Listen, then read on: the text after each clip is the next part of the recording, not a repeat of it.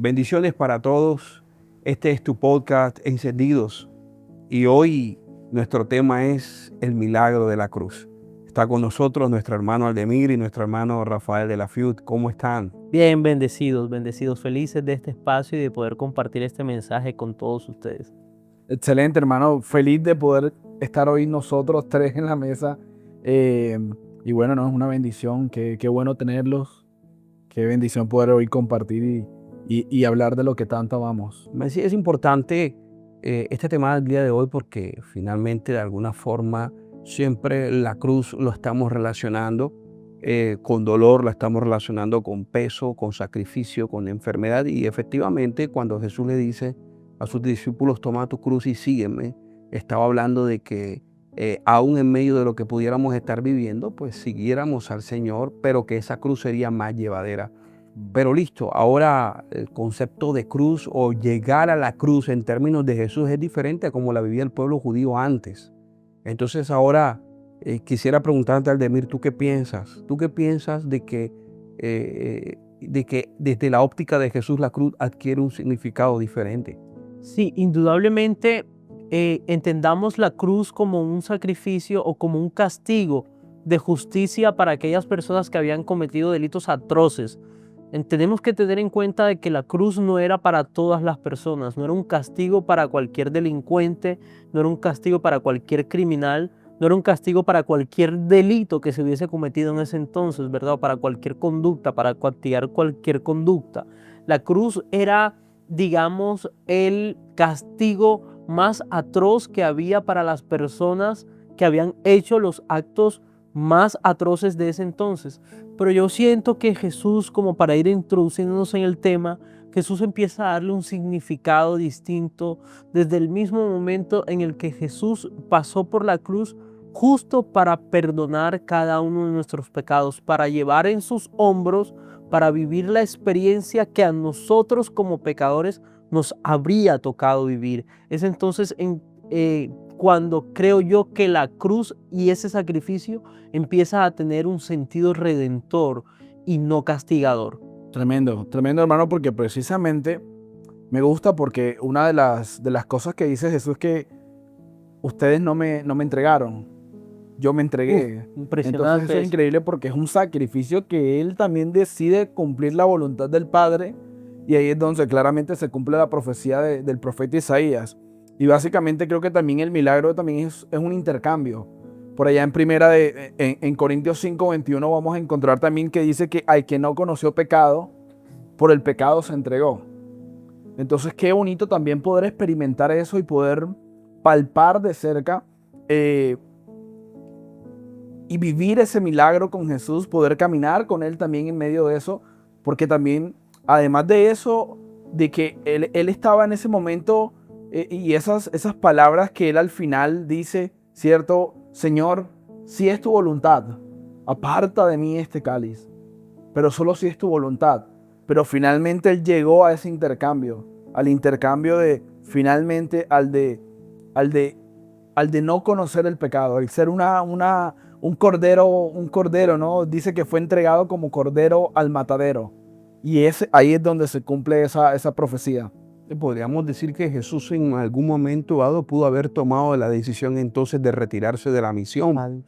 Porque eso que tú acabas de decir, que sin tener pecado alguno se entrega por el pecado, pero es por el pecado de nosotros. Él no conoció pecado. Por eso su sangre al ser derramada es una sangre sin mancha, porque no conoció pecado. Pero ¿por qué escoger a uno que no conoció pecado para cargar con el pecado de la humanidad? Esto parte de una promesa, Rafa y Ronald, parte de una promesa que Dios nos había hecho. Acordémonos que nosotros nacemos con algo que se llama la concupiscencia, el pecado original que nos regía, ¿verdad? Que nos gobernaba. Yo siento que anteriormente es una buena forma de verlo. Anteriormente nosotros vivíamos bajo el gobierno del pecado. ¿Cierto que sí? Y de alguna manera este pecado solamente podía ser perdonado a partir de la ley de Moisés y de otras leyes de las que hablaba el pueblo judío. Tenía mucho que ver con la voluntad del sacerdote o de los maestros de la ley de que este pecado Los rituales. fuera perdonado, los rituales de purificación, los rituales de sacrificio, los ofrecimientos. Es decir, nosotros primero que todo teníamos una condición o tenemos una condición pecaminosa. Si fuera por nuestros propios actos, no hubiera otro camino que no fuera la condenación, ¿verdad? Pero Dios, desde su infinito amor y su infinita misericordia, Él decidió un destino totalmente distinto para nosotros. Y por eso es que nos hace una promesa. Hablábamos ahorita, Rafa mencionaba la palabra promesa y eso me gusta, porque el sacrificio de la cruz nace desde una promesa que fue anunciada por los profetas, por Isaías, por Jeremías, en esas profecías mesiánicas. Y esta profecía consistía en que vendría un Dios prometido, un Mesías prometido, ¿verdad? Que este Mesías sería como un cordero perfecto, excelente, sin pecado, sin tacha, limpio, ¿verdad? Y que sería dado en sacrificio para que el derramamiento de esta sangre diera lugar al perdón de nuestros pecados. Entonces tenemos que tener en cuenta que parte de una promesa de amor de Dios con su pueblo, con cada uno de nosotros. Por eso es que nadie podía redimirnos, porque ni todos nosotros estábamos mismos bajo la misma condición. Y fíjate, y un animal que no había pecado, pero era un animal. Entonces, de alguna forma, la naturaleza es afectada de manera colateral por el pecado del hombre. Por eso la Biblia va a decir que la tierra gime con dolores de parto por la segunda venida del Hijo de Dios. O sea que aunque ellos no habían pecado, pero como el hombre era el que gobernaba, todo lo que existía fue afectado por la caída del hombre, como mayordomo, como aquel que le dio a administrar, a subjuzgar la tierra. Entonces terminaba siendo un sacrificio imperfecto y se tenía que volver a repetir cada año. Ahora sucede que ahora la cruz adquiere un significado diferente, porque para los judíos, para ellos era acto de maldición. Muerte, exacto, un castigo para los malditos. Y fíjate, por eso es que nosotros durante muchos años fuimos criticados, porque cuando cargábamos un crucifijo o un rosario, decía que estábamos cargando maldición, porque la cruz significaba maldición. Sí es. Y claro, y como lo que antes significaba maldición, como hoy significa lugar de victoria, ¿no? Y precisamente Pablo, en el libro de Colosenses, capítulo 2, versículo 14, Pablo va a decir que él anuló el documento. Él anuló el documento que nos era contrario, o sea, él anuló toda deuda. Pero mira cómo se comporta el mundo espiritual con jurisdicciones legales. Así es. Sí, o sea, es un tema jurídico. Así es. Serías abogado al de potestades. Exacto, es como si tú a través del pecado, Adán le firmó legalmente en un documento el poder a Satanás para poder gobernar sobre lo que Dios le había dado. Qué fuerte eso. Y sabes que en su momento había visto esto de esta manera. Sí, como bien dices, soy abogado y me dedico a las leyes, pero por ejemplo, cuando yo me encuentro con un cliente, que el cliente quiere que yo lo represente en su proceso jurídico, él tiene que otorgarme a mí un poder. Un poder. ¿Correcto? Y la firma de nosotros es el pecado o el pecado de Adán, que le firma el documento legal. Con ese poder, yo puedo actuar en nombre de esa persona. Y nosotros, a través de nuestro pecado, de nuestra concupiscencia, lo que hacemos es entregarle al enemigo un poder para que actúe sobre nosotros y sobre nuestros asuntos, ¿verdad? Pero llegó el momento de la misericordia, llegó el momento del perdón del pecado a través de la cruz, y es entonces ahora solamente hasta ahora, donde tenemos la oportunidad de firmarle el poder al Dios de los cielos y de decirle, creemos que nos representa. Y además de esto, no solamente firmarlo, sino también aceptar de que Jesús no negoció el poder, sino que lo eliminó. No, y fíjate que dice que nos compró a precio de sangre. Pero quiero poner sobre este conversatorio algo que yo llamo la víspera del sacrificio, la víspera de la crucifixión, que fue la noche antes, la noche que experimentó Jesucristo en el huerto del Getsemaní. Hablemos sobre ese momento. Dice la palabra de Dios que Jesús aquí fue cuando experimentó uno de sus episodios de mayor dolor, de mayor angustia, de mayor desasosiego, de miedo incluso, un dolor de muerte. Jesús sabía que iba a ser crucificado. Así es. Jesús sabía que ese era su destino, que eso no iba a ser negociable, que no había otro camino. Pero Jesús empezó a experimentar unos fenómenos interiores bastante dolorosos y atroces. ¿Y por qué lo hizo, Ronald? ¿Por qué lo hizo, Rafa? Tú sabes que la teología la cristología tiene una visión de Cristo como Dios y Cristo como hombre. Correcto. Y la Biblia nos va a mostrar los brotes de la humanidad de Jesús. Cuando Jesús de alguna manera le dice a los discípulos, no son capaces ni siquiera de vigilar conmigo una noche, realmente lo podemos ver teológicamente como la importancia de la vigilia, la lucha entre la carne y el espíritu para fortalecer el espíritu porque la carne es débil. Todo eso es correcto, pero realmente desde la parte humana Jesús le estaba diciendo, estoy a punto de ser asesinado, estoy a punto de que me quiten la vida. Y la teología nos va a mostrar la visión de Cristo como Dios y como hombre. Y ese Cristo como hombre, la palabra nos muestra sus brotes humanos, muchos de sus brotes humanos. Y uno de esos brotes es Jesús en el Getsemaní. Sí, Jesús va a sentirse y es perfecto. O sea, van a decir, no, en la teología va a hablar de la importancia de la vigilia, la importancia de la lucha entre la carne y el espíritu, porque dice la carne es débil, pero el espíritu es fuerte. Pero realmente desde la parte humana lo que les estaba diciendo era, estoy a punto de perder la vida, estoy a punto de ser asesinado y ustedes no son capaces de estar conmigo un momento. Y lo peor de todo era que estaba a punto de perder la vida por ellos, por amarlos a ellos.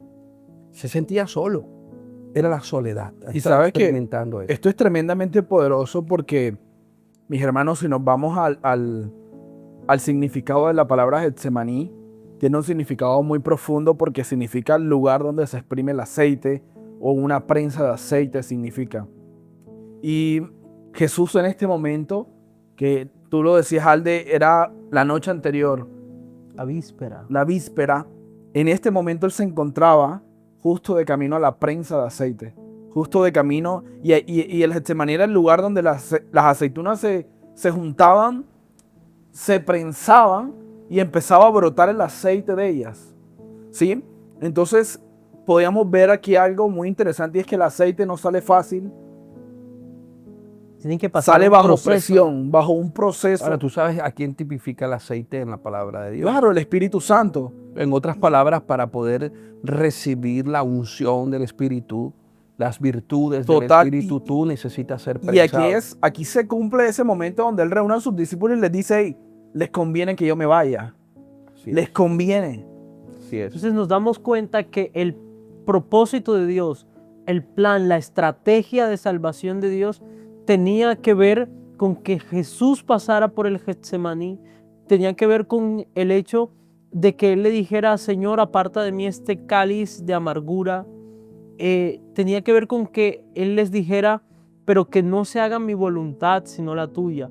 Y creo que por eso Él se sentía tan triste, porque ellos se quedaron dormidos. Y Él estaba así, Él estaba pasando por todo ese momento de dolor, era a causa de ellos, por el perdón de sus Así es, pecados, así es. para que esa unción, para que ese Espíritu Santo después pudiera recibirlo toda la humanidad. Sin embargo, Jesús le dice, Él tiene un brote de humanidad, pero también tiene otro brote de Jesús Dios, su condición espiritual.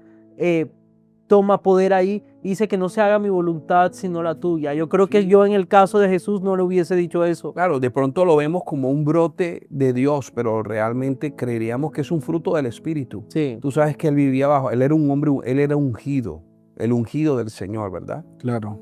Ahora él estaba bajo la acción del Espíritu y resulta que él le dice a los discípulos, aprendan de mí que soy manso Y humilde. y humilde. Y era real, hasta el momento y minutos antes de ser apresado, de ser capturado y llevado, todavía estaba mostrando la virtud de la docilidad y la humildad. Mira cómo él se puede defender y coger a sus discípulos y coger a Judas, que era celote, y decirle, llama a todos los guerrilleros eso, y vamos aquí a armar una guerrilla junto con ustedes y vamos a defendernos. Tanto así que reprendió a Pedro. Pedro venía de ver a Jesús caminar sobre las aguas, caminó con él sobre las aguas, venía de ver a un Jesús que le permitió experimentar la pesca milagrosa, pero aún Pedro no había transformado rasgos pecaminosos de su ¿Qué hace personalidad. Pedro cuando lo ¿Qué- van a capturar? ¿Qué hace Pedro? Nadie sabía que Pedro tenía una espada en sus ropas Así es. escondida. Nadie lo había visto. Y Pedro viene y le corta una oreja a uno de los centuriones que venía a capturar a Jesús. Pero ¿será que Pedro sí quería, el objetivo era la oreja? Así ¿Será es. que el objetivo interesante. era decirle, la derecha que la tiene más grande, por Así esa es, voy? así Se nota, es. se nota. ¿Qué quería Pedro cortar? Voltearle la cabeza. Quería cortarle la cabeza, quería asesinar al que se iba a llevar, pero Pedro lo que no entendía es que esto hacía parte de un proyecto de salvación, plan. de un plan, de una estrategia Con perfecta propósito. de salvación de parte de Dios para nosotros. Jesús, en otras palabras, lo que les decía era a Dios, era, dame, entonces listo, que se haga tu voluntad y no la mía. Está bien, si yo me tengo que tomar el cáliz de la amargura, si yo me tengo que tomar el cáliz del dolor, yo me tomaré el cáliz de la angustia, pero permíteles a ellos, a la humanidad, a nosotros beber el cáliz del perdón, el cáliz de la misericordia, el cáliz del amor Muy y el amén. cáliz del Tremendo. acceso a la salvación, cosa que antes Poderoso, no amén. teníamos. Aldemir y Rafa, mirar ese momento en que Jesús cómo los cuida y los protege hasta el final. Dice que no hay amor más grande que el que da la vida por sus amigos, y coge la oreja La y primera se cirugía la plástica. pega a Malco, La primera cirugía plástica que hizo Jesús. centurión romano. Sí, increíble. Tremendo, Le ¿no? pega la oreja. Y yo me quiero imaginar a ese soldado que tenía que cumplir órdenes, pero Jesús le acaba de pegar la oreja, él acaba de sentir el dolor por segundos y ver la sangre de él y ver cómo este hombre me pegó la oreja. Este hombre no es malo y no es normal. Si este hombre fuera malo, es posible. Me deja así, pues me Y quedo así. mira que él cuando está, creo que es ante Pilatos, que él le dice que ustedes no me quitan la vida y yo se las No, entrego. así Pero él es. dice, porque si yo quisiera, yo llamara a una legión de ángeles. Yo creo que literalmente la palabra no es legión, pero da a entender, y es verdad, o sea, yo puedo en este momento, un ejército. Si yo quiero en este momento algo que se materialice, el poder sobrenatural que yo tengo sobre el ejército de los ángeles que Dios ha puesto, que mi Padre, que yo tengo a mi disposición, y acabo con todo esto. Y es tremendo porque creo que Jesús Y vamos a también- ver que nada, él nunca se bajó de la cruz desde el principio, porque la cruz no empieza en el momento en que a él lo clavan y lo suben allá, no. La cruz empieza desde días antes, de donde ya en su interior comienza a vivir la Así tortura. Y es tremendo porque Jesús amaba ser humano. O sea, él amaba ser la persona Así es. de Cristo aquí en la tierra. Tremendo. Él amaba y disfrutaba ese tiempo. Y es tremendo eso, hermano, porque saben, mis hermanos, que esto nos puede llevar a meditar en que antes de la gloria viene un Getsemaní. Así es. Y que el aceite no fluye sin presión. El aceite no Pero fluye. Rafa, alguien podría decirte que sí, viene un Getsemaní antes de la gloria, pero si lo que hubo después del Getsemaní fue la cruz, ¿hay gloria en la cruz, Rafa? Sería una buena pregunta. Es una para buena hacer. pregunta. ¿Y crees tú, Rafa, crees tú, Ronald, que hay gloria en la cruz? Yo creo que, como lo decíamos ahorita, ¿verdad? Que de pronto la cruz no la vivió específicamente, o la empezó a vivir específicamente cuando lo subieron a ella. Por eso es que hay gente que podemos encontrarnos en la calle y están viviendo un calvario. Están viviendo una depresión, están viviendo una enfermedad que no se ve a flor de piel. Ya ellos la están viviendo. Así es. Hay un testimonio tremendo del padre Marcelino Hudson, que él tenía la fe de que su padre se sanara. Él viene de raizales bautistas de allá, de toda esa gente De las Antillas. hermosa de San Andrés, y ellos vienen de ser bautistas. Y este hombre se convierte a católico y se convierte en sacerdote, se vuelve sacerdote. Pero es un sacerdote increíble, con una fe, con un encuentro que se nota, que viene de una generación de gente que realmente Ama la cruz. ama la palabra, amaba la palabra, la predica con denuedo. Entonces fíjate, Aldemir, que él dice y cuenta en su testimonio que su papá murió y él tiene una crisis interior. Él tiene una crisis interior y él va y entrega las vestiduras y renuncia al sacerdocio. Él no estaba dispuesto a seguir el sacerdocio porque se sintió abandonado por Dios. Se sintió Tremendo, solo, se sintió totalmente defraudado. Estaba en crisis, su fe estaba en crisis hasta el punto que renunció al ministerio. Y estando en la cama, en su cuarto, ve cómo la Virgen se eleva sobre la ventana y sobre su cama y le dice, no te bajes de la cruz. Y se va. La ve físicamente con sus ojos. Tremendo. O sea, y no te bajes de la cruz es porque de alguna manera quiere decir que el ministerio no es fácil, el llamado no es fácil. O sea, y no necesariamente estaba hablando de que no te bajes de la cruz, es que no te vas, no, porque soltaste las vestiduras de sacerdocio. O sea, no te bajes de la cruz es, sigue siendo sacerdote y aunque te duela la muerte de tu papá, que fue algo que tú no buscaste, Dios permitió que tú lo vivieras, no lo rechaces. Vive lo que Dios está contigo. Porque hay un plan allí en Tremendo. ese momento tal vez de dolor. Así es. Hay un propósito. Así Pero es. ese propósito, ese dolor ya no es el mismo dolor que vivió Jesús en el Getsemaní, que era un dolor de muerte. Claro. Ese es ahora un dolor que lleva inmerso un propósito de salvación. ¿Por qué? Porque el dolor de muerte ya lo pasó Jesús en la cruz. Exacto. Y quiero que diga... Digamos que es la cruz personal, ¿no? Sí, sí, correcto. Sí, nuestro propio Getsemaní, Entonces, nuestro propio aguijón como entonces, Pablo. Ahí sigue todo ese proceso. Todo ese proceso empieza ahí, lo van, lo buscan, se lo llevan. El camino al Gólgota, están las niñas que contratan para que los niños para lanzar escupitajos, las mujeres, ¿verdad? Están los que lo crucifican, lo azotan, todo ese proceso increíble que Mel Gibson logró. Entró muy bien en la Sí, película. pero fíjate que ahora él está montado en la cruz del Calvario y todavía hay brotes humanos increíbles. Dentro de las 7 palabras él dice, ¿por qué me has abandonado? Así es. Jesús experimenta el abandono El de Dios. abandono, la soledad total, depresión, de todo. Jesús está ahora, no solamente tiene dolor de muerte, está a punto de exhalar para irse y ya morir. Y Jesús dice, me has abandonado. Pero una vez Y más, Jesús pudo bajarse de la cruz. totalmente. Un hombre le dijo, uno de los ¿Por qué no te crucificados bajas? a su lado le dijo, ¿por qué no te bajas si realmente eres el Mesías, si eres el Salvador? Pero hay otro que le dice, Así es. cállate, nosotros merecemos este castigo, hemos cometido delitos atroces, pero Él es un hombre bueno, Él es un hombre justo. Recordemos que Tremendo. Jesús estaba siendo crucificado no por sus actos, Sí, él sino dice, por "Es los un hombre nuestros. que no ha hecho nada".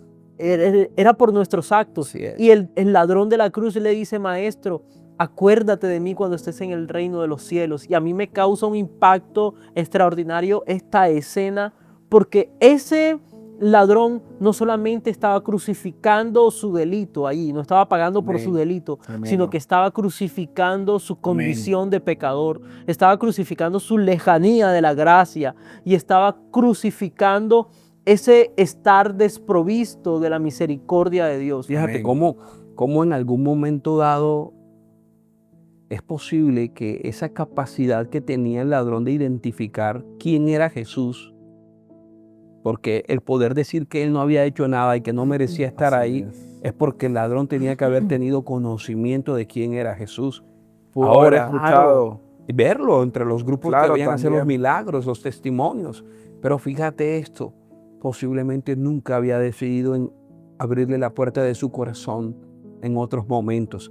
¿En qué momento decide abrirle la puerta de su corazón? Momentos antes de morir. ¿Cómo a pesar de que un ser humano le haya podido cerrar la puerta de su corazón a Dios, finalmente, segundos antes de morir, puede recibir el perdón Poderoso. y la salvación? Es increíble cómo Dios valora el arrepentimiento Verdadero. auténtico, el verdadero. Mira que estas experiencias místicas que vivía el Padre Pío, había un hombre que estaba en una fila en una de sus confesiones y resulta que, pero el Padre Pío tenía la experiencia mística de poder hablar con los ángeles y los ángeles le traducían los que venían a confesarse en otros idiomas para que él supiera qué decirle en el idioma de ellos, ¿verdad? Tenía intérpretes angelicales. Imagínate esto. Y resulta que cuando llega un hombre que en un estado de depresión llorando al confesionario, el Padre Pío no lo deja ni hablar y le dice, hijo, ya no llores más y está tranquilo porque tu hermano, el que se tiró del puente al río, habían tantos segundos y fue suficiente para que se arrepintiera y Dios lo recibiera. Wow. Impresionante. Wow. Y todo eso, esa persona que se lanzó del puente tuvo la oportunidad de arrepentirse y de ser recibido por Dios. ¿Gracias a qué? Gracias al sacrificio de la cruz. Entendemos entonces que Jesús crucificado es el milagro más importante Amén. que Él hizo por la humanidad. Amén. Aldemir, y ese momento en que él dice, ¿por qué me has abandonado? Ahí Jesús va a mostrar no solamente su rasgo humano, sino una vez más la humildad y la docilidad de su parte humana. Era real, estaba en los tuétanos. Esto es algo que estaba instaurado en su naturaleza y su humanidad. Jesús es un hombre ungido hasta el último momento del amor de Dios. Es increíble ver cómo Él no entiende nada. Él está abandonado, está atravesado por la cruz. Su alma no se rebela contra su Padre, no coge rabia, no entra en irritabilidad.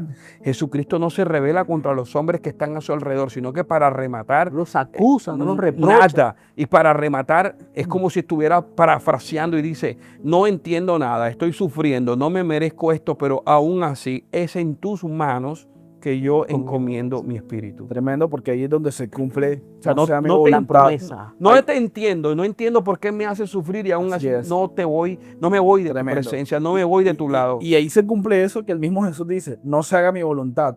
Ahí se empieza a hacer la voluntad del Padre en Jesús. Abrazándola. Y yo creo que para ir cerrando, mis hermanos, lo que más me impacta de esto es que el milagro sigue activo hoy. Amén. Ese milagro Es un eterno es un presente. eterno presente. Sigue sanando, sigue liberando, Sigue salvando. sigue salvando, Sigue restaurando. sigue restaurando, sigue permitiendo entrar confiadamente al trono de la gracia, porque la cruz no fue un evento, es una fuente activa de poder. Amén. Y hay una frase precisamente de Papa Juan Pablo II que dice que en la cruz está la respuesta a todos los interrogantes más profundos del hombre. Y qué Wow. tremendo esto. Qué La fuerte. respuesta a todos los interrogantes más profundos y San Francisco de Asís decía que el amor no es amado. Así que yo creo que por último también la voz del magisterio de la Iglesia Católica va a decir también que la muerte de Cristo es el sacrificio único y definitivo. Y como este sacrificio único y definitivo hoy sigue transformando la vida de nosotros y puede transformar la vida de todas y cada una de las personas que hoy decidan permitir de que, así como ese hombre al momento de ser crucificado al lado de Jesús, pudiera arrepentirse en ese momento y pudiera recibir ese regalo inmerecido. Como de pronto también, Rafa, hablando de la cruz, históricamente en este tema de lo interdenominacional, o sea, hablando de algunas religiones cristianas, trinitarias, pero que no entendían por qué nosotros los católicos podíamos cargar una cruz. Así es. Porque si había, eso era muerte de maldición, entonces nosotros éramos malditos los que cargábamos la cruz.